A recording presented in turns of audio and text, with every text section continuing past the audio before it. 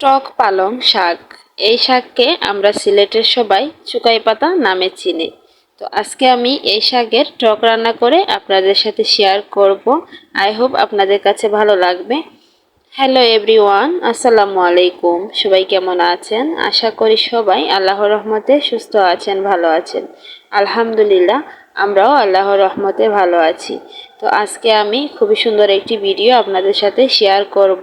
তো প্লিজ সবাই স্কিপ না করে পুরো ভিডিওটি দেখে নেবেন। চুকাই পাতা টক রান্না করার জন্য এখানে আমি চুকাই পাতাটাকে ভালো করে ধুয়ে কুচি কুচি করে কেটে নিয়েছি, আর সাথে ফ্রোজেন করে রাখা কয়েকটা জলপাই নিয়েছি। তো জলপাই দেওয়ার কারণে কিন্তু এই টকটা খুবই টেস্টি হবে। তো এর জন্য আমি দিয়েছি, আপনারা চাইলে স্কিপও করতে পারেন। তো এখন আমি চুকাই পাতাটা একটা হাঁড়িতে নিয়ে দিয়ে দিলাম হলুদের গুঁড়া, হাফ চা চামচ মরিচের গুঁড়া আর স্বাদ মতো লবণ। এখন আমি অল্প একটু পানি দিয়ে ঢাকনা দিয়ে ডেকে চুকাই পাতাটাকে রান্না করে নিব। তো এইভাবে 5 মিনিট রান্না করার পর আমি এখানে আরও অল্প পরিমাণ পানি দিয়েছিলাম অফ ক্যামেরায়। এখন দেখুন চুকাই পাতাটা ভালো করে সিদ্ধ হয়ে গিয়েছে, আর জলপাইটাও কিন্তু খুব ভালো করে সিদ্ধ হয়ে গেছে। এখন আমি একটা ডালঘুটনির সাহায্যে ভালো করে গুটে নিচ্ছি। আর এভাবে কিন্তু ভালো করে গুটে নিতে হবে, তাহলে টকটা রান্না করার পর অনেকটাই ঘন হবে। আর এই চুকাই পাতার টক রান্না কিন্তু বেশিরভাগ শীতকালেই খেতে ভালো লাগে, আর এই পাতাটা কিন্তু শীতকালেই বেশি পাওয়া যায়। আর এই চুকাই পাতার টকটা কিন্তু আমাদের শরীরের জন্য খুবই একটা উপকারী। তো এখন আমি চুকাই পাতাতে দেওয়ার জন্য মাছ ভাজি করে নিচ্ছি। তো মাছটাকে আমি একটু ছোটো করেই কেটে দিয়েছি। টক রান্নাতে এভাবে ছোটো ছোটো করে মাছ কেটে দিলে খেতে ভালো লাগে, এর জন্য।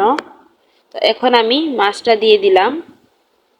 তো সবার শেষে কিন্তু আমি রসুন দিয়ে বাগার দিয়ে দিব। আর এখানে কিন্তু আমি একটা জিনিস মিস করেছি, সেটা হচ্ছে পেঁয়াজ। আমি কিন্তু টক রান্নাতে পেঁয়াজ দিই না। তো আপনারা চাইলে কিন্তু পেঁয়াজটা দিতে পারেন। এখন আমি রসুন কুচি দিয়ে বাগারটা দিয়ে দিব। তো এর জন্য রসুনটাকে আগে ভেজে নিচ্ছি।